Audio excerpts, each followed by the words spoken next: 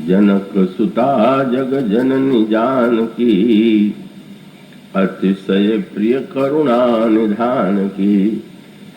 ताके जुगपद कमल मनामु, जासु कृपा निर्मल मति पामु। उनि मन बचन करम रघुनायक, चरण कमल बंदौ सब लायक। राजीव नयन धरे धनुषायक, भगत विपति भंजन सुखदायक। गिरा अर्थ जल बीच सम, कहियत भिन्न भिन्न। बंदो सीता राम पद, जिनहि परम प्रिय खिन्न। भगवत कथा रसिक महानुभाव भक्तिमती देवियों, अभी आपके सामने जो पंक्तियां पढ़ी गई हैं उसमें गोस्वामी जी आद्याशक्ति भगवती सीता की वंदना करते हुए जिस शब्दावली का प्रयोग करते हैं उसका सरल अर्थ और तात्पर्य विदित ही है। गोस्वामी जी कहते हैं कि जो महाराज श्री जनक की पुत्री हैं, जगत जननी हैं और करुणा निधान श्री रामभद्र की अतिशय प्रिया हैं, उनके दोनों चरण कमलों की मैं वंदना करता हूँ, जिनकी कृपा से निर्मल मति प्राप्त होती है। इन पंक्तियों में श्री किशोरी जी के लिए जिन शब्दों का वाक्यों का प्रयोग किया गया, आइए उस पर एक दृष्टि डालें। भगवान श्री राम तो मन के समक्ष यह परिचय दे ही चुके हैं कि आदि शक्ति जही जग उपजाया, सो अवतरी मोर में यह माया। तो अंतराल में तात्विक दृष्टि से तो श्री सीताराम एक अनादि पर ब्रह्म है, उनकी महाशक्ति श्री सीता है। पर भक्तों की प्रार्थना से द्रवित होकर प्रभु अवतरित होते हैं और साथ साथ श्री सीता जी का भी प्राकट्य होता है। दोनों के प्राकट्य की पद्धति में अंतर है। भगवान श्री राम के प्राकट्य के मूल में भी यज्ञ की गाथा आई हुई, यज्ञ की कथा आई हुई, और श्री सीता जी का भी जो प्राकट्य होता है वो यज्ञ के माध्यम से होता है। पर दोनों यज्ञों में भिन्नता। महाराज श्री दशरथ ने जो यज्ञ किया उसके मूल में कामना है। महाराज श्री दशरथ के पास राज्य है, संपत्ति है, का आज्ञानुवर्तनी पतिव्रता पत्नियां हैं, किंतु पुत्र के अभाव का उन्हें अनुभव होता है और उस पुत्र के अभाव की पीड़ा को वे गुरु वशिष्ठ के सामने निवेदित करते हैं।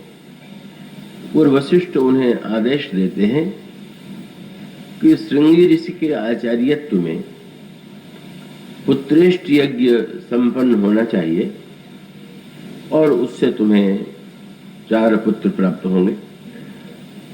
श्रृंगी ऋषि को बुलाया गया, उनके आचार्यत्व में यज्ञ संपन्न हुआ। अग्निदेव यज्ञ कुंड से प्रकट हुए, उनके हाथ में चरुपात्र था। उन्होंने महाराज श्री दशरथ को आदेश दिया, यह हवि आप रानियों में वितरित करें, और उसके पश्चात 4 भाइयों के रूप में प्रभु प्रकट होते हैं।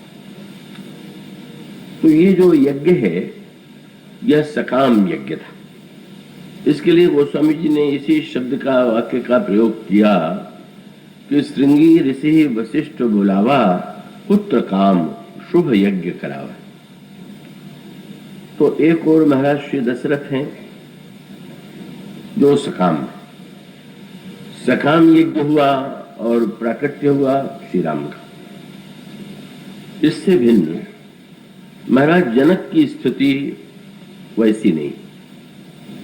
महाराज श्री दशरथ जब मनु के रूप में थे तब भी उन्होंने यही अनुभव किया कि मैंने भले ही धर्म और कर्तव्य कर्म का पालन किया, पर विषयों के प्रति मेरे मन का आकर्षण नहीं मिटा है, वैराग्य मेरे हृदय में, मेरे जीवन में नहीं। होई न विषय विराग भवन बसत भा चौथपन। तो महाराज श्री मनु धार्मिक हैं, अनेक सद्गुणों से संपन्न है, पर वैराग्य उनके जीवन में नहीं। और दूसरी ओर महाराज श्री जनक के विषय में आपने यह पंक्ति पढ़ी ही होगी कि महाराज श्री जनक, उनके जीवन में वैराग्य जो है वो तो सहज रूप से ही विद्यमान है। सहज विराग रूप मन मोरा। तो मनु के जीवन में वैराग्य का अभाव है और दशरथ के रूप में भी वे वैराग्यवान तो नहीं है, किंतु महाराज श्री जनक महान वैराग्यवान है। विश्व में ज्ञानियों के रूप में उनकी पूजा की जाती है और बड़े बड़े महामुनि भी उनसे ज्ञान की शिक्षा ग्रहण करने के लिए आते हैं। उन महाराज श्री जनक ने भी एक यज्ञ किया, पर जनक तो निष्काम कर्मयोगी है। तो अब ये दो धाराएं आपको दिखाई देंगी, एक और अवध की धारा और वहां पर श्री राम का प्राकट्य होता है, उसके मूल में कामना है। महाराज श्री जनक निष्काम है, वैराग्य भी उनके जीवन में विद्यमान है, महानतम ज्ञानी के रूप में भी उनकी सर्वत्र पूजा होती है। तो उनके द्वारा जो यज्ञ हुआ वो उस पद्धति का यज्ञ नहीं है जिस तरह महाराज श्री दशरथ ने यज्ञ किया था। उसकी कथा से आप भली भांति परिचित हैं। अवर्षण हुआ और तब प्रजा की पीड़ा का निवारण करने के लिए का ऐसा लगा कि एक ऐसा यज्ञ जिसकी प्रक्रिया में राजा स्वयं हल चलाता है और उससे ये आशा की जाती है कि यज्ञ के पश्चात वर्षा होगी और लोगों के अवर्षण का कष्ट दूर होगा। तो यह जो निष्काम कर्मयोगी जनक हैं और दूसरी ओर महाराज श्री दशरथ सकाम है, तो एक महत्व का सूत्र यह है, कभी यह प्रश्न किया जाता है, मान्यता यही है कि निष्कामता श्रेष्ठ है और सकामता जो है वो दोष है। तो यूं इसे मानने में आपत्ति नहीं होनी चाहिए, किंतु इतना होते हुए भी यह जो निष्कामता है, क्या प्रत्येक व्यक्ति के जीवन में संभव है? क्या निष्कामता का नाटक कर लेना तो संभव है, और ऐसे नाटक करने वाले तो समाज में बहुत होते हैं, जो भीतर से सकाम है और ऊपर से निष्कामता का प्रदर्शन करते हैं। और इसलिए प्रदर्शन करते हैं कि उन्हें लगता है यदि मैं सकाम के रूप में समाज में अपने को परिचित कराऊंगा तो लोगों की दृष्टि में मेरा महत्व नहीं होगा, और यदि मैं निष्काम के रूप में अपने को प्रदर्शित करूं तो लोग बहुत हमें सम्मान देंगे। और कुछ समाज की विडंबना भी यही कि अगर किसी के जीवन में सकामता है और सकामता को प्रकट कर रहे तो वो लोगों की दृष्टि में हीन है, और भीतर पूरी कामना होते हुए वो ऊपर से निष्कामता का दिखावा करे तो सकाम लोगों को उतना नहीं प्राप्त होता जितना नकली निष्काम को ही प्राप्त होता है। दम्भ का जो एक विलक्षण दम्भ की जो पूजा है, वो तो व्यापी रहो संसार में माया को प्रचंड सेना कामादिवट दम्भ कपट पाखंड। तो उसका अभिप्राय यह है कि इसीलिए सकामता को हम हीन दृष्टि से देखते हैं और निष्कामता को हम श्रेष्ठ मानते हैं, किंतु रामचरितमानस का दर्शन यह है कि नहीं, सकामता भी कल्याणकारी हो सकती है और निष्कामता कल्याणकारी है ही। तो वो दोनों पक्ष जो हैं यहां पर सामने आते हैं और दोनों का महानतम महत्व है। महाराज श्री दशरथ और महाराज श्री जनक, जब उन दोनों का मिलन होता है तो दोनों ही एक दूसरे की प्रशंसा करते हैं, तो दोनों ही एक दूसरे से मिलकर के अपने आप में धन्यता का अनुभव करते हैं। और इसका अभिप्राय कि महाराज जनक के जीवन में अपने ज्ञान का, अपनी निष्कामता का, अपने वैराग्य का कोई गर्व नहीं। और इसलिए जब महाराज श्री दशरथ बारात लेकर के आए तो उन्होंने, महाराज जनक ने यही कहा महाराज श्री दशरथ से कि संबंध राजन रावरे हम अब बड़े सब विधि भाई, हम आपके संबंध से बड़े हो गए। यह भी महाराज श्री जनक ने कहा कि अपराध क्षमिगो बोल पठनो बहुत हो ढीठो कही, मैंने बड़ी धृष्टता किया। मेरा कर्तव्य तो यह था कि मैं ही अयोध्या में अपनी पुत्री को लेकर के आता, लेकिन मेरी ढिठाई थी कि मैंने आपको यहाँ आने का कष्ट दिया और आप उदारता पूर्वक आए और इस संबंध से मैं धन्य हुआ। तो जनक की यह वाणी बताती है कि बहुधा निष्काम कहे जाने वाले व्यक्तियों में, वैराग्यवान स्वयं को मानने वाले व्यक्तियों में जो ज्ञान का, निष्कामता का, वैराग्य का गर्व होता है वह महाराज जनक के जीवन में नहीं। महाराज श्री दशरथ के जीवन में तो वह नहीं है, वैराग्य भी नहीं है, ज्ञान के प्रति भी उनका आकर्षण नहीं है। मनु के रूप में जब उन्होंने श्री राम से पुत्र के रूप में जन्म लेने की प्रार्थना किया तो उन्होंने यही कहा कि आप महाराज ये ध्यान रखिएगा कि जब आप पुत्र के रूप में मेरे यहाँ जन्म लें तो मैं आपको पुत्र ही मानूं, ईश्वर न समझूं। मुझे कोई ज्ञान की आवश्यकता नहीं, बस सुत विषयी का तम पदरत हो, मुझ बड़ मूढ़ कहे कि को। तो दोनों ही सर्वथा भिन्न है, एक के ज्ञान में कोई रुचि नहीं, वैराग्य है नहीं, निष्कामता का वे दावा करते नहीं। और इसीलिए जब भगवान श्री राम आए तो मनु ने बड़े ही चतुराई का परिचय दिया। प्रभु ने पूछा, मांगिए आप क्या चाहते हैं? तो साधारणतया मुक्ति ही चरम फल है और मुक्ति की कामना ही हमारे यहाँ का जो दर्शन कहता है वही सर्वोच्च वस्तु है। पर मनु ने ये कहा कि मैं आपसे मुक्ति नहीं मांगूंगा, और इसलिए कि मान्यता यह है कि ज्ञान के द्वारा मुक्ति होती है और ज्ञान तब होता है जब वैराग्य हो अंतःकरण में। ज्ञान बिनु गुरु होई ज्ञान और ज्ञान होई विराग बिनु। वैराग्य के बिना ज्ञान नहीं, बिना ज्ञान के मुक्ति नहीं, तो वैराग्य तो है नहीं। वैराग्य नहीं है तो ज्ञान का प्रश्न ही नहीं। और फिर मैं मुक्ति मांगू तो अनधिकार चेष्टा हो। तो फिर आप क्या चाहते हैं?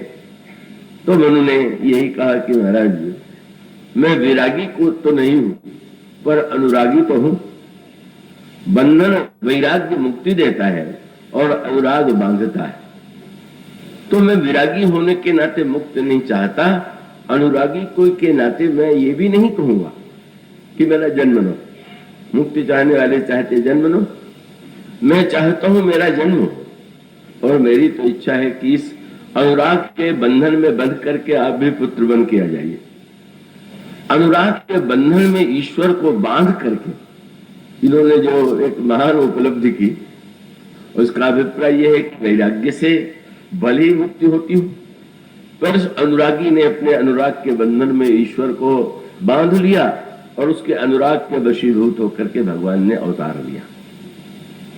यह तो एक पक्ष हुआ। मानो संकेत यह है कि सकामता भी हमें ईश्वर से मिला सकती है। उसका अभिप्राय है कि सकाम व्यक्ति जीवन में पूर्णता ही तो चाहता है।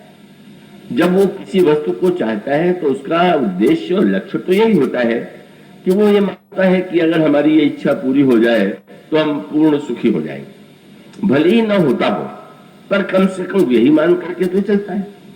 तो यदि सुख पाना ही सकाम व्यक्ति का लक्ष्य है तो रामचरितमानस का दर्शन है कि भाई उसी सुख की खोज में सुख स्वरूप श्री राम को भी तो पाया जा सकता है। सुख स्वरूप पर हुए श्रवण, व्यक्ति चला सुख की खोज में और अंत में सुख स्वरूप भगवान को पा लिया। निष्काम तो भगवान को पा ही सकता है, पर कामी सुंदरता की खोज में चला, और सुंदरता की खोज का यह भी तो परिणाम हो सकता है कि एक दिन परम सुंदर जिनका दिव्य सौंदर्य उन भगवान तक पहुंच जाए। इसलिए मुख्य सूत्र वही है कि हम वस्तुतः किसी वस्तु से अंततो गत्वा कहां पहुंचते हैं। इसका अर्थ है कि बिना वैराग्य के भी, बिना निष्कामता के भी अगर व्यक्ति उस खोज में, जिस खोज में महाराज श्री मनु चले, और मनु मानव जाति के आदि पुरुष हैं, तो इसमें कोई संदेह नहीं कि वो भगवान को पाने में समर्थ होगा। और इसीलिए जब गुरु वशिष्ठ ने ये कहा, गुरु वशिष्ठ से महाराज श्री दशरथ ने कहा कि पुत्र की कामना है, तो उन्होंने कामना की निंदा नहीं की। श्रीमद् भागवत में आप दूसरा पक्ष पाते हैं कि ये जो आत्मदेव है ब्राह्मण महोदय, वो पुत्र के अभाव से पीड़ित है, और वो पुत्र की कामना लेकर के जब निराश होते हैं, महात्मा से उनका मिलन होता है, तो महात्मा यही कहते हैं कि पुत्र की कामना किस काम की कामना है, तुम इस कामना का परित्याग कर दो। और वो एक दूसरा पक्ष है। लेकिन गुरु वशिष्ठ ने ऐसा नहीं कहा। उन्होंने कहा कि ठीक है, कामना है तो यज्ञ करो।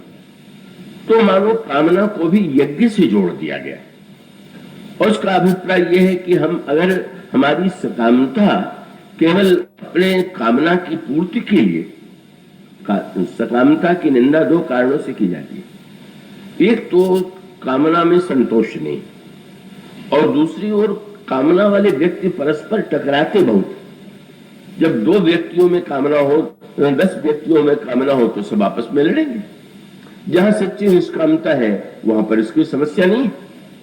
किंतु दूसरी ओर उसका अभिप्राय यह है कि गुरु वशिष्ठ कहते हैं कामना को अगर हम यज्ञ की दिशा से, यज्ञ की दिशा में मोड़ देते हैं, और वही उसकी आप देखेंगे एक प्रक्रिया कि अंत में उन्होंने यज्ञ के माध्यम से पुत्र प्राप्त किया, ईश्वर को पुत्र के रूप में पाया, और फिर वो यज्ञ की प्रक्रिया का विस्तार होता है।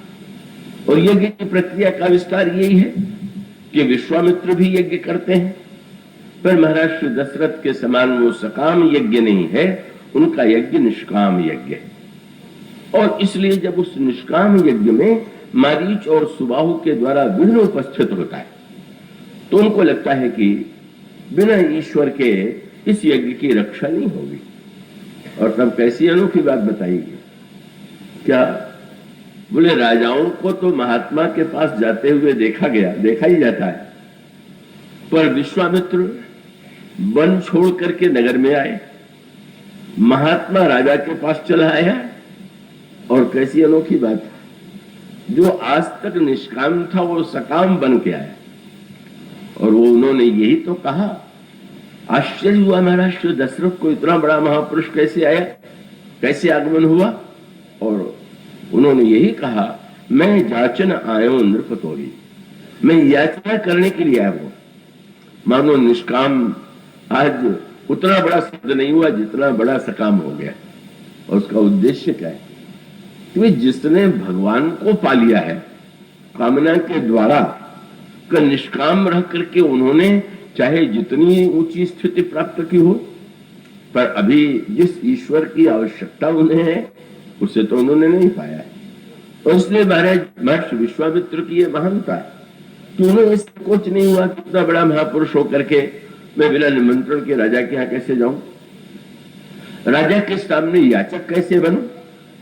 और उसका अभिप्राय इसको उलट के देखें तो ये कह सकते हैं कि निष्कामता के परिणाम स्वरूप अगर व्यक्ति में अभिमान हो जाए और सकामता अगर भगवान से मिला दे, तो निष्कामता श्रेष्ठ है कि सकामता श्रेष्ठ है। और उसका उत्तर यही है कि जो निष्कामता के गर्भ में फूल गया वो तो दूर हो गया भगवान से, और जो सकाम बनकर के अंत में भगवान को पा लिया वो तो बहुत बड़े लाभ में है, और इसलिए आज निष्काम को सकाम के पास आना पड़ा। और याचना यही है कि मेरे यज्ञ की पूर्ति नहीं हो रही है, तुम अपने पुत्रों को दो। विश्वामित्र में, जनक महाराज दशरथ में वही वृत्ति जो सकाम व्यक्तियों में होती है, ममता। उन्होंने पुत्र पा लिया तो इतनी ममता है कि वो बड़े निराशा भरे स्वर में कहते हैं कि महाराज कि चौथे पन पायो सुतचारी, विप्र वचन नहीं कहो बिचारी। वृद्धावस्था में मैंने 4 पुत्र पाया, अब आपको पुत्र ही मांगना था और कुछ मांग लीजिए। पर विश्वामित्र और क्या कुछ मांगेंगे, वह तो वह वस्तु मांगने आए हैं जो उनको लगता है कि दशरथ के पास है। और तब जब वह ममता उनके सामने आई, कि जिसके लिए विश्वामित्र जी पहले कह चुके थे कि देहु भूप मन हर्षित और त्वजहु मोह अज्ञान, धर्म सुजस प्रभु तुम कह इनका बड़ कल्याण। आप मोह और अज्ञान छोड़ करके दीजिए। नहीं दे पा रहे थे, और तो वशिष्ठ जी सामने आए।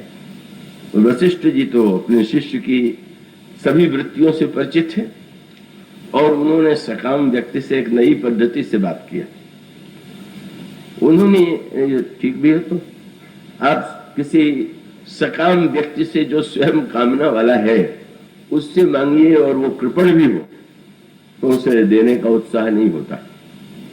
पर अगर कोई धन उधार लेने के लिए जाए तो कृपण व्यक्ति भी दे देता है, क्योंकि उसको विश्वास है कि ब्याज सहित लौट करके मिलने वाला है, देने में संकोच नहीं।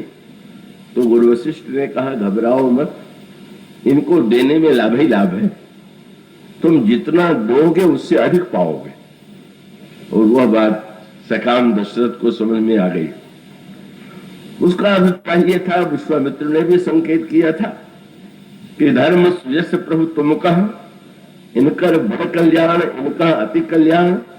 और विश्वामित्र दशरथ जी ने भी यही कहा, और सचमुच 2 संकेत उन्होंने दिए। एक तो सैद्धांतिक संकेत दिया कि जब तुमने ये जो पुत्र प्राप्त किए हैं वह तो तुम्हें पुत्र नहीं थे, और यज्ञ के माध्यम से पुत्र तुमने पाया, और आज एक महात्मा यज्ञ की रक्षा के लिए पुत्र मांगने के लिए आए हैं, तो तुम कैसे नहीं कर सकते। और फिर जब तुमने 4 पाया और 2 ही मांग रहे हैं, तो फिर 4 पाया और 2 आधा तो दो। पर जब विवाह हुआ तो गुरु वशिष्ठ ने मुस्कुरा करके दशरथ जी को देखा, और उनको लगा कि गुरुजी ने ठीक ही कहा था कि ब्याज में इतना मिल गया जितना कभी मिल नहीं सकता। कर दिया था श्री राम और लक्ष्मण को, और जब जनकपुर से लौटे तो 4 राजकुमार और 4 राजकुमारियां, मानो 2 के दिया और 8 को पा लिया। ऐसा दिव्य लाभ सकाम व्यक्ति को हुआ, और वो सकामता धन्य है। ईश्वर संसार में सकामता का तिरस्कार दूसरे करते हैं, पर ईश्वर नहीं करता। ईश्वर नहीं सोचता कि ये तो सकाम व्यक्ति है, तो संसार वाले व्यक्ति कह देते हैं अरे तो मांगता, वो तो समझ लेते हैं कि नहीं, यह तो जैसे कोई बालक अगर माँ से भूख लगने पर भोजन मांगे तो क्या मैं उसको ज्ञान वैराग्य और निष्कामता को उपदेश देने लगेगी कि मांगना बहुत बुरा है। अरे तुम्हारी क्या आदत है कि जब देखो तो मांगते ही रहते हो। माँ तो बच्चे से नहीं कहती। तो वो सकामता का पक्ष, जनक वो निष्कामता का पक्ष है, और वो भी अद्भुत है, अद्वितीय है। इनका जो यज्ञ है वो केवल में लोक कल्याण की वृत्ति को छोड़ करके स्वयं अपनी कोई कामना नहीं, और यह निष्काम कर्मयोगी ज्ञानी और विरागी महाराज श्री जनक ने एक अद्भुत यज्ञ किया जिसमें पृथ्वी में हल चलाना था, और उस पृथ्वी से ही उन्होंने जनक नंदिनी सीता को पा लिया।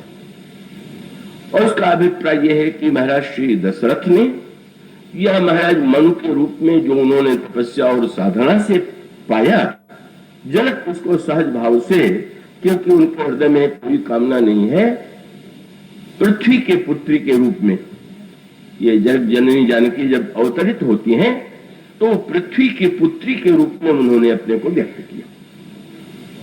अब इसको यूं देखें दो अर्थों में, क्या अकाल था, सूखा पड़ा और वर्षा की आवश्यकता है इसलिए यज्ञ किया गया।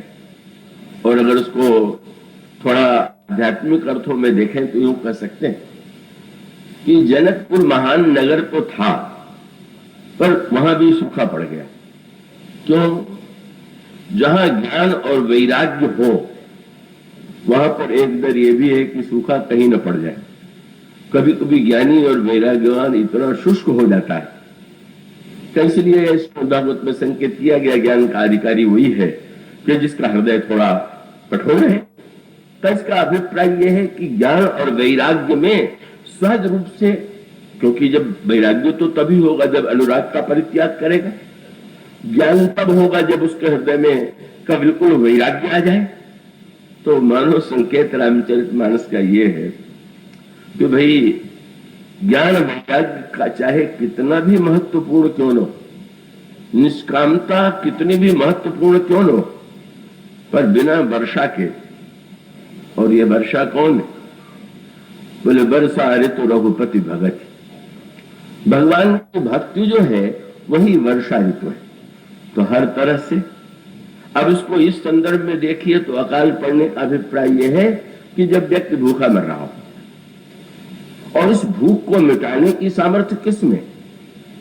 श्री सीता जी प्रकट हुई, और अगर उन्होंने मूर्तिमान भक्ति के रूप में जन्म लिया तो उसका अभिप्राय कि ज्ञान वैराग्य निष्कामता भी बिना भक्ति के, भक्ति का जब आगमन होता है तभी हृदय में कोमलता आती है, रस आता है और वर्षा होती है। और दूसरे अर्थों में कहे कि जीवन, व्यक्ति के जीवन में जो भूख है वो भूख मिटाने की सामर्थ्य किसमें? बस यूं कह लीजिए कि श्री सीता जी जगत जननी है। पिता को अपने पुत्र से कि भूख की उतनी चिंता नहीं होती, वो तो पुत्र को योग्य बनाने के लिए ही निरंतर व्यग्र रहता है। पर मां की तो एक ही प्रकृति होती है। दिन भर कोई कार्य करने के बाद घर जाए तो मां उससे नहीं पूछेगी क्या करके लौटे, मां तो यही कहेगी कि अब भोजन कर लो, भूख लगी होगी। तो वह भगवान श्री राम को भी जब महाराज श्री दशरथ सोचते हैं तो यही सोचते हैं कि उनको अयोध्या का सिंहासन दे दे, पर कौशल्याम्बा के सामने वो प्रश्न नहीं है। जब कौशल्याम्बा से श्री राम मिलने के लिए जाते हैं तो कौशल्याम्बा जो है श्री राम से यही कहती है कि पता नहीं राम राज्याभिषेक के कर्मकांड में कितना विलंब हो जाए, इसलिए कुछ भाव मधुर फल खाओ, बस तुम कुछ भोजन कर लो। अब अन्न आदि तुम न खाना चाहो नियम के लिए तो तुम फल ही खा लो। मानो यही माँ का स्वभाव है, माँ की यही वृत्ति है। और इसीलिए तो हनुमान जी प्रभु से कभी नहीं कहते कि मुझे भूख लगी हुई। प्रभु के सामने हनुमान जी को भूख नहीं लगी। इतने दिन प्रभु से मिले और किशोरी जी के सामने जब पहुंचे तो हनुमान जी के मुंह से यही वाक्य निकला, सुनो मां तुम ही अतिशय भूखा। मां मुझे तो बड़ी भूख लगी हुई है। आज तक संकेत यह है कि प्रभु ने सेवक कह करके मुझे सेवक स्वीकार किया, सेवक धर्म का उपदेश दिया, इसलिए सेवक तो हो, सेवा में ही संलग्न रहेगा। पर मां आपने जब पुत्र कह करके पुकार दिया तो पुत्र और मां के बीच में तो बस खाने पीने की चर्चा चलनी चाहिए। तो अब तो मुझे भूख लगी हुई है, और तुरंत कहा कि फल भी वृक्षों में बड़े सुंदर लगे हुए हैं, मुझे आपको देख करके आपने जब पुत्र पुकारा तो भूख लगी हुई है, तो आज्ञा दीजिए तो मैं फल खा लूं। पर मां ने मां के स्वभाव का परिचय दिया, वही वात्सल्य। मां ने तुरंत वही कहा जो उनके स्वभाव के अनुकूल था। उन्होंने कहा, पुत्र हनुमान कह तो रहे हो पर देख नहीं रहे हो, सुन सुत करही विपिन रखवारी, परम सुभट रजनीचर धारी। यहाँ कितने राक्षस चारों ओर पहरा दे रहे हैं। बड़े प्रसन्न हुए हनुमान जी, क्योंकि मां ने पुत्र तो कह दिया था, पर हनुमान जी को एक चिंता बनी हुई थी कि पुत्र में भी तो दो पुत्र होते हैं, छोटा पुत्र और बड़ा पुत्र। देखे माँ ने छोटा पुत्र माना कि बड़ा पुत्र माना। जिस समय माँ ने ये कहा कि राक्षस पहरा दे रहे तो प्रसन्न हो गए, बोले छोटा ही पुत्र माना होगा। अभी मैंने बड़ा विशाल रूप प्रकट किया, इन्होंने अगर अमर होने का वरदान दिया और इसके बाद भी जब चिंता बनी हुई है तो माँ ने छोटे बेटा माना होगा, तभी तो इतनी चिंता कर रही हैं। और तुरंत हनुमान जी ने कहा तिनकर भय माता मोहिना, जो तुम सुख मानो मन माए। आपको यदि प्रसन्नता है तो मुझे रंच मात्र इनका भय नहीं। और तब माँ को क्या चिंता हुई, अच्छा कह रहा है पुत्र की कोई राक्षसों का भय नहीं है, लेकिन यह वाटिका कौन सी है? रावण की वाटिका है, मोह की वाटिका है। तो ज्ञान की वाटिका में जो फल है वह फल तो व्यक्ति को धन्य बनाता है। ज्ञान की वाटिका में मोक्ष का फल लगता है, किंतु यह तो मोह की वाटिका है। और मोह की वाटिका में फल, बड़ी अद्भुत बात गोस्वामी जी ने कही। ज्ञान की वाटिका का फल मोक्ष हो, या हनुमान जी तो उस प्रकार के भूखे हैं कि जिन्होंने जन्म लेते ही सूर्य को फल समझ करके धारण किया। उस समय ऐसा लगा कि हनुमान जी को सांसारिक फलों की भूख नहीं है, वो तो एकमात्र ज्ञान का ही फल जो प्रकाश के रूप में उसे पाना चाहते हैं। कई लोग समझते हैं कि हनुमान जी को भ्रम हो गया लाल लाल सूर्य को देख करके कि ये कोई फल है। उनको भ्रम हो गया तो हम ही लोग सारे ज्ञानी हैं। हनुमान जी को भ्रम हो गया और आप बड़ी व्याख्या किए जा रहे हैं कि हनुमान जी को भ्रम हो गया। हनुमान जी को क्या भ्रम होगा? और आप सोचिए जहां पर हनुमान जी को जन्म हुआ था उसी के आसपास तो न जाने कितने वृक्ष थे, न जाने कितने फल थे। भूख लगी थी तो हनुमान जी कोई भी फल ले सकते थे। पर संकेत यह है कि संसार की वाटिका में अर्थ धर्म काम का जो फल लगा हुआ है वह हनुमान जी को नहीं चाहिए। और वह तो उस फल के इच्छुक हैं जो बहुत दूर आकाश में प्रकाश के रूप में दिखाई दे रहा है। और उसके साथ साथ उनमें सामर्थ्य भी है, उस फल तक छलांग लगाने की सामर्थ्य तो सब में नहीं होती। हनुमान जी में वो सामर्थ्य है और ज्ञान के फल को उन्होंने मुख में धारण किया। तो एक तो हनुमान जी का रूप हुआ है, पर ये वाटिका का जो फल है तो रावण की वाटिका है, यह तो मोह की वाटिका है। मोह की वाटिका का अगर कोई फल खाएगा तो उसके जीवन में बड़ा अनर्थ होगा। संसार में अधिकांश के व्यक्ति जो हैं मोह की वाटिका का ही तो फल खा रहे हैं। मोह की वाटिका में ही तो व्यक्ति अपनी भूख मिटाने की चेष्टा कर रहा है। हनुमान जी का अभिप्राय यह था कि और कोई नहीं, पर भक्ति देवी अगर कृपा कर दे तो मोह की वाटिका का भी फल खाया जा सकता है। भक्ति में ज्ञान में मोह का तिरस्कार है और भक्ति में तो मोह की बड़ी महिमा है। उसको मोह दूसरे अर्थों में है, पर उसका अभिप्राय कि कोई जितने संसार के भक्त हैं वो भगवान को देख करके मोहित तो होते। जनक को वासनी स्त्रियां भी ये कहती हैं कि कहो सखी अस को तनधारी जो न मोह का रूप निहारी। तो मानो माँ से उन्होंने कहा कि माँ वाटिका में फल तो बड़े सुंदर है, भूख लगी हुई है और ये भूख मिटाने का कार्य किसका है? बोले व्यक्ति के जीवन में जो भूख है तुम इस भूख का परित्याग कर दो, ये ज्ञानी विरागी कह सकता है। ज्ञानी विरागी कह सकता है कि संसार की वस्तुएं नश्वर हैं, संसार के विषय नश्वर हैं, इनके फल को ग्रहण करना तो अपना विनाश करना है। पर भक्ति की करुणा यही है कि उनसे हनुमान जी कहते हैं कि आप अगर आदेश दे दें तो मैं इस वाटिका का फल खा लूं। और शब्द कितना हनुमान जी ने सुंदर चुना, बोले लाग देख सुंदर फल रूख। मोह वाटिका के फल बड़े सुंदर होते हैं और इसीलिए तो आकर्षक होते हैं। संसार में जो मोह की वाटिका है उसके फल इतने देखने में सुंदर हैं कि किसका मन ललच नहीं जाता। हनुमान जी ने इसीलिए सुंदर शब्द का प्रयोग किया। सुंदर होना फल का बहिरंग गुण है, आंतरिक गुण तो फल का सुंदर होना नहीं। देखने में फल बड़ा सुंदर हो और खाए और इतना कड़वा हो तो व्यक्ति तो मुंह में लेकर के भी थूके बिना नहीं रहेगा। इंद्रायण फल जिन्होंने देखा होगा इतना सुंदर, पर खा करके थूकने का मन होता है। तो मोह की वाटिका के फल सुंदर तो हैं, आकर्षक है, और हनुमान जी इसलिए जानबूझ करके सुंदर शब्द का ही प्रयोग करते हैं। और तब मां ने कहा कि पुत्र, सुंदर को नहीं, पहले सुंदर को मधुर बना लो, तब तुम इसे ग्रहण करो। सुंदर को मधुर बनाने का उपाय भी मां ने बता दिया। क्या? बोले रघुपति चरण हृदय धरि तात मधुर फल खाओ। मोह की वाटिका का फल जब तुम भगवान को अर्पित कर लोगे तो वो मोह की वाटिका का फल न रह करके प्रभु का प्रसाद हो जाएगा, और प्रसाद हो जाएगा तो सुंदर ही नहीं मधुर हो जाएगा।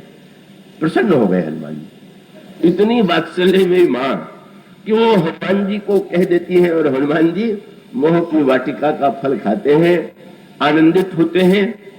पर फल खाते ही जब उन्होंने सारे बाग को उजाड़ करके नष्ट कर दिया, राक्षसों को मारने लगे, बाद में लंका को जला दिया, तो लौटने के बाद बंदरों ने पूछा कि एक कार्य के लिए तो आपने पूछ लिया कि आपकी आज्ञा हो तो फल खा ले, पर बाग उजाड़ने की आज्ञा तो मां ने नहीं दी थी, राक्षसों को मारने की भी आज्ञा नहीं दी थी, लंका को जलाने की भी आज्ञा नहीं दी थी। ये तीनों काम आपने किसकी आज्ञा से किया? हनुमान जी ने यही कहा कि मैंने तो मां की आज्ञा फल खाने के लिए ही आज्ञा मांगी थी, लेकिन और जो तीनों कार्य हुए, बोले फल खाने का फल। फल खाने का फल क्या?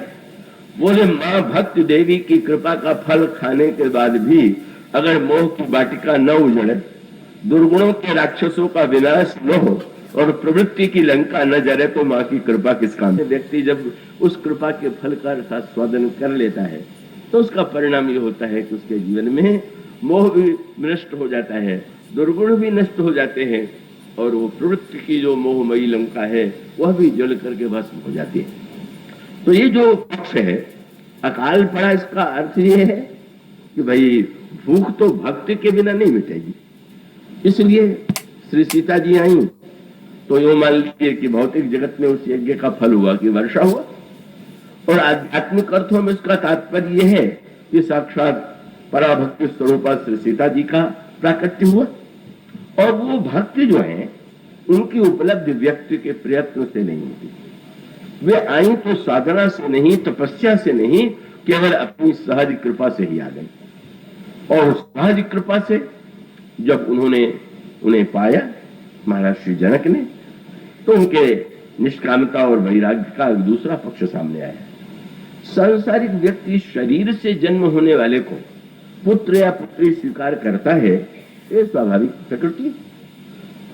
अपने पुत्र, शरीर से जिसका जन्म हुआ है वो मेरा पुत्र है, वो मेरी पुत्री है।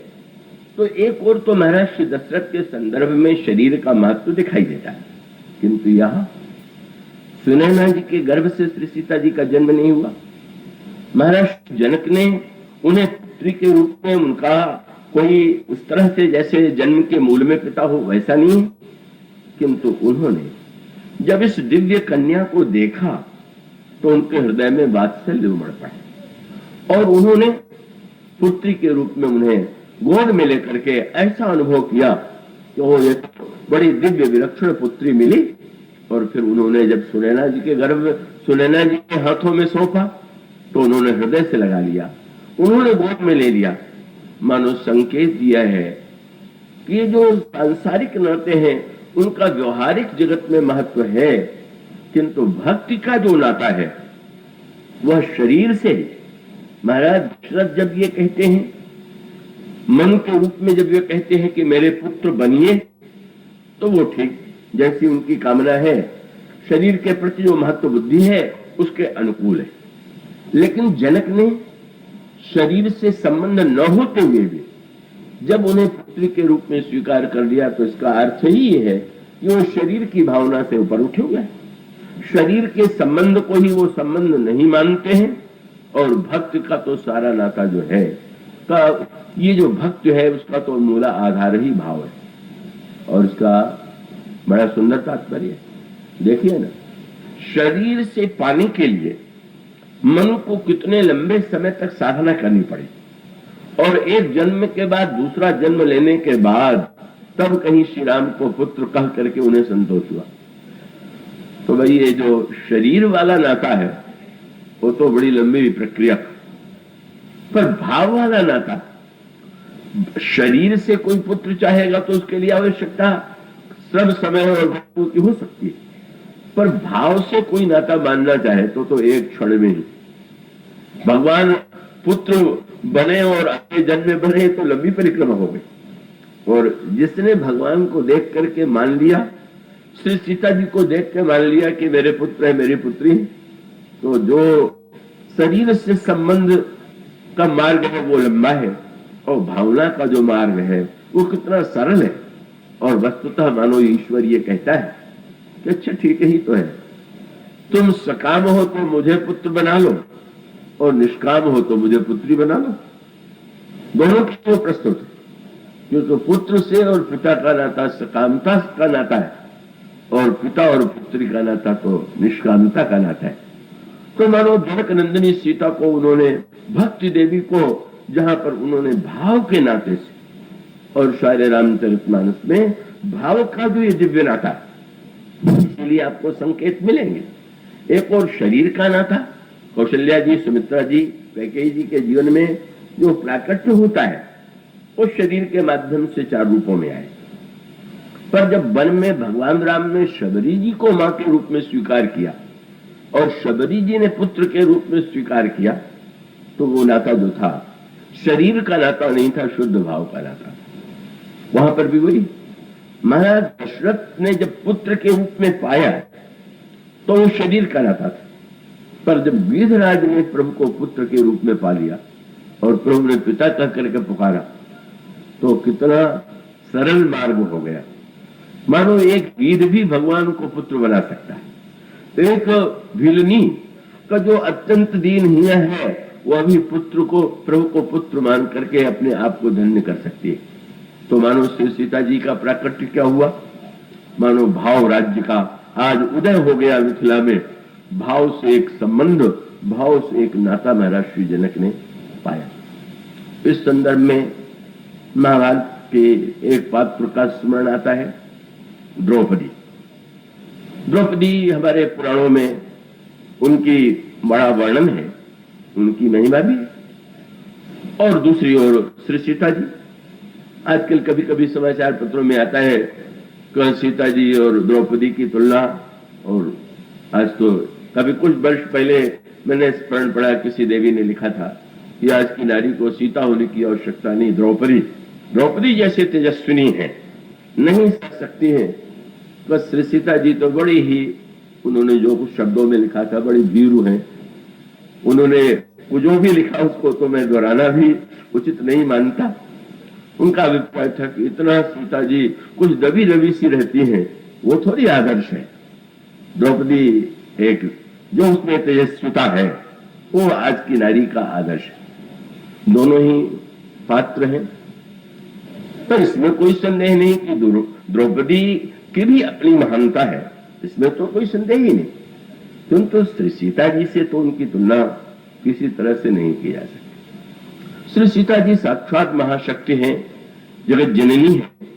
द्रौपदी बड़ी तेजोमयी है, भगवान कृष्ण से भी को भगवान कृष्ण उनसे अनुराग करते, पर वो अंतर तो है ही। अब इसको वो सूत्र के रूप में कहें कि एक द्रौपदी यदि नर की पत्नी है तो श्री सीता जी तो नारायण की प्रिया है।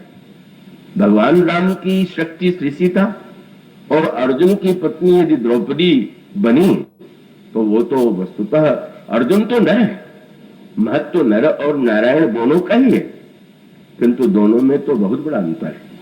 और वो जन्म में जो सूत्र है वो भी बड़े महत्व का है। एक ने पृथ्वी से जन्म लिया, और पृथ्वी का जो स्वभाव है, पृथ्वी कितनी उदार है, कितनी सहिष्णु है, कितना उसके हृदय में इस संसार के जीवों के प्रति कितनी करुणा है, कितनी उदारता है, इसका प्रत्यक्ष हम लोग दर्शन करते हैं।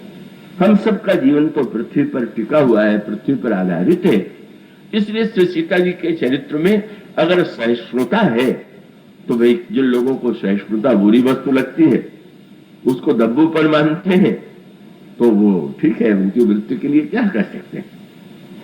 पर गोस्वामी जी ने जब सीता जी का वर्णन किया कठिन परिस्थितियों में भी, तो उन्होंने यही कहा, धर्ण सीता धीरज धरो समय सुधर्म ध्याय। वो धरित्री की पुत्री है, प्रतिकूल से प्रतिकूल स्थिति में भी अत्यंत सहिष्णु हैं, सहती हैं, और वो निरंतर धैर्य धारण करती है। और ऐसा नहीं कि वो तेजस्वी नहीं, तेजस्विता की पराकाष्ठा भी उनमें। आप कल्पना कीजिए, जो लंका में अकेली बंदी हो, राक्षस राक्षसियों से घिरी हुई हो, जगत विजेता रावण जिनके समक्ष सारा वैभव लेकर के उपस्थित हो, प्रलोभन दे रहा हो, विवाह करने के लिए आग्रह कर रहा हो, और उसका उत्तर जो श्री सीता जी ने दिया, कौन कह सकता है कि ऐसी तेजस्विता क्या सरल है क्या? जिस तरह से उन्होंने रावण को संबोधित किया, वो संबोधन तो यही था, सुन दशमुख खद्योत प्रकाशा कबहु तोलिनी करई विकासा। सठ दुष्ट कह करके रावण को संबोधित करने में उनको भय नहीं लगा। कसठ सुने हम आनसी मोही अधम निर्लज्ज लाजन है तो ही। तू निर्लज्ज है, लज्जा नहीं है। इस तरह से जो परम तेजोमयी, और उन परम तेजोमयी के तेज के समक्ष रावण जैसा जगत विजेता भी एक बार धर्षित हो जाता है। तो ऐसा नहीं कि तेजस्विता नहीं, पर अगर वो तेजस्विता का अर्थ ये कि सदा तेजस्विता प्रकट करता रहे और लोगों को जलाता ही रहे, और द्रौपदी ने कभी कड़वे बोल दिए तो अब आदर्श बन जाए कि बस उन्हीं की तरह कड़वा ही बोलना चाहिए, तो ये तो कोई आदर्श की बात नहीं। और उसको दूसरे सूत्र के संदर्भ में देखें तो द्रौपदी का भी जन्म जो हुआ वो यज्ञ से हुआ, और श्री सीता जी का भी जन्म यज्ञ से हुआ। पर उनके यज्ञ के मूल में पृथ्वी, जहां से उनका प्राकट्य हुआ। और द्रौपदी की कथा को आप भली भांति जो आपने पढ़ा होगा जानते होंगे। कब द्रौपदी की अग्नि से, वो यज्ञ से उनका प्रादुर्भाव हुआ, यज्ञ कुंड से ही द्रौपदी प्रकट हुई और अपने भाई दुष्टदुम्न के साथ। पर वहां मूल में वृत्ति दूसरी है। एक और द्रुपद है तो दूसरी ओर जनक। जनक महान निष्काम वैराग्यवान और ज्ञानी है, और द्रुपद उतने ही संसारी है। द्रुपद और द्रोणाचार्य साथ में गुरुकुल में शिक्षा प्राप्त करते थे, और स्वाभाविक जैसा छोटी अवस्था में बात होती है, द्रुपद कहते थे कि मित्र द्रोणाचार्य, तुम तो मुझे इतनी प्रिय हो कि जब मैं राजा बनूंगा तो आधा राज्य तुम्हें दे दूंगा। फिर पढ़ करके दोनों अपने अपने घर लौट आए। समय आने पर द्रुपद राजा हो गए, और यहाँ द्रोणाचार्य बेचारे दरिद्र और इतने अभावग्रस्त कि जब पुत्र का जन्म हुआ तो उसको पिलाने के लिए दूध भी नहीं दे सकते थे। ऐसी दरिद्रता। अश्वत्थामा जब रोने लगे दूसरे बालकों को दूध पीते देख करके रोते हुए, तो उन्होंने आटे को घोल करके उसको दूध के रूप में, यही दूध, बड़े व्याकुल हो गए। और तब उनको द्रुपद की याद आई। मित्र ने कहा था, सुना है राजा हो गए, चलना चाहिए। गए। द्रुपद ने पहले तो जैसे देख के भी अनदेखा किया, बैठे हैं सिंहासन पर तो ध्यान ही नहीं दिया। फिर साहस करके द्रोणाचार्य जी ने कहा, मित्र तुमने मुझे नहीं पहचाना?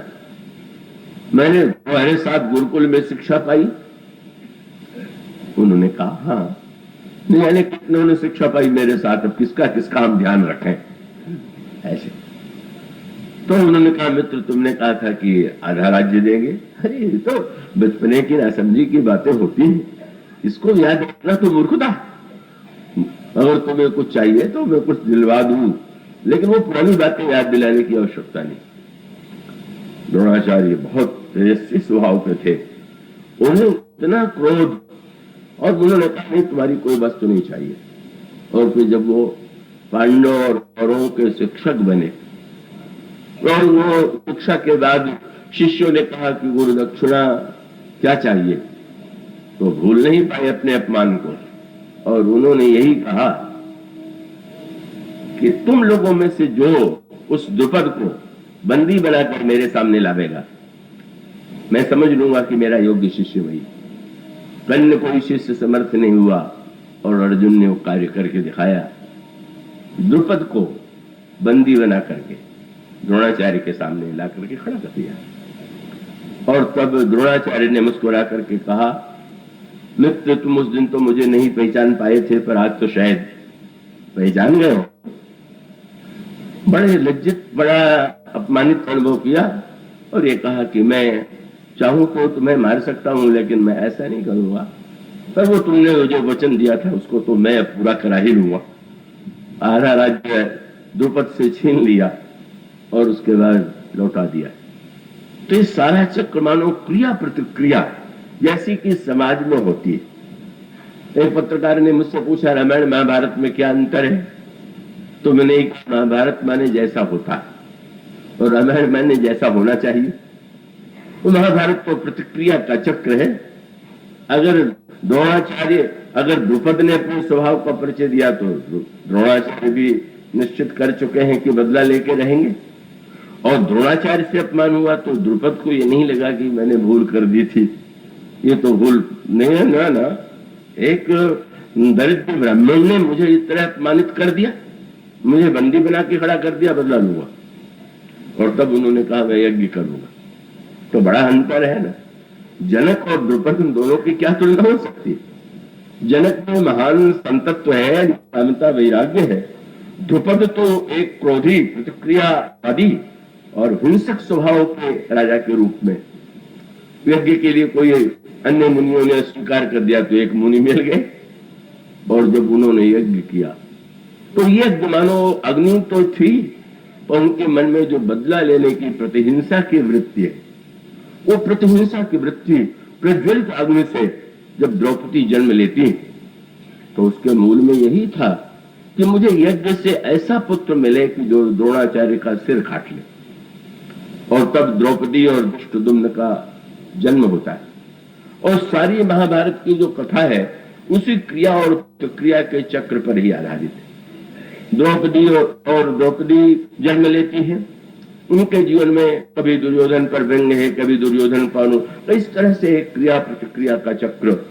और फिर एक और को दुष्टदुम्न, कि उन द्रोणाचार्य से ही उन्होंने शिक्षा भी पाई शस्त्र की। द्रुपद ने पूरी कूटनीति का परिचय दिया, का धृष्ट सामने से उन्होंने कभी परिचय नहीं दिया कि मैं बदला लेने के लिए व्यग्र। तो धृष्टद्युम्न को भी लेकर के आए, बोले आप तो बड़े योग्य गुरु हैं, इनको भी शिष्य बना लीजिए। और शिष्य इसलिए बनाया जा रहा है पुत्र को कि बाद में मार सके। ये जो घोरतम वृत्ति है, और धृष्टद्युम्न ने यही किया। युद्ध में जब द्रोणाचार्य नेत्र मूंद करके ध्यान में बैठे हुए थे, जब शस्त्र छोड़ चुके थे, तब भी धृष्टद्युम्न ने अपनी बात रखने के लिए द्रुपद की प्रसन्नता के लिए द्रोणाचार्य का सिर काट लिया। और द्रुपद फिर इस तरह से जब पिता का सिर कटा तो अश्वत्थामा के जीवन में उसके बदला लेने की वृत्ति आई। और फिर जब युद्ध की समाप्ति के बाद धृष्टद्युम्न को जिस बुरी तरह से अश्वत्थामा ने मारा, उसका मूल तत्व यही है कि भाई जीवन में प्रतिक्रिया तो बड़ी सरलता से होती है, होती ही रहती है, पर अगर प्रतिक्रिया को अनवरत बढ़ाते चला जाए तो एक महान विनाश हो सकता है, जैसा कि महाभारत में हुआ। और उसके भी प्रतिक्रिया अंततः कितनी भयावनी हुई, वो महाभारत की कथा से स्पष्ट है। श्री रामचरितमानस में श्री सीता जी का जो चरित्र है, जब ये कहा गया कि अतिशय प्रिय करुणानिधान उनकी, मां की प्रकृति उनकी है, वे करुणामयी है। और करुणामयी जो श्री सीता है, कब उनका जन्म तो किसी प्रतिक्रिया के फलस्वरूप नहीं हुआ है, किसी से बदला लेने के लिए नहीं हुआ है। उनका जन्म तो हुआ है प्रभु के प्रति जीव के हृदय में प्रेम उत्पन्न करने के लिए, और जीव के प्रति ईश्वर के हृदय में करुणा उत्पन्न करने के लिए। इसलिए श्री सीता जी का जो चरित्र है पृथ्वी के पुत्री के रूप में, वो इस तरह से जो उन्हें निरंतर आप देखेंगे आज से अंत तक उनके जीवन का ये करुणा में पक्ष जो है, यहां तक कि जिस समय लंका का युद्ध समाप्त हुआ उसके पश्चात भगवान राम ने विभीषण से ये कहा कि सीता जी को ले आइए। का उस समय सीता जी के पास विभीषण जी ने जाके प्रार्थना किया कि आपके लिए मैं वाहन की व्यवस्था करता हूं, पालकी की व्यवस्था करता हूं, आप चलें। श्री सीता जी ने स्नान किया, वस्त्र धारण किया और पालकी पर बैठ गई। और पालकी पर बैठ करके ढोने वाला उन्होंने किसे बनाया? वो राक्षसों को।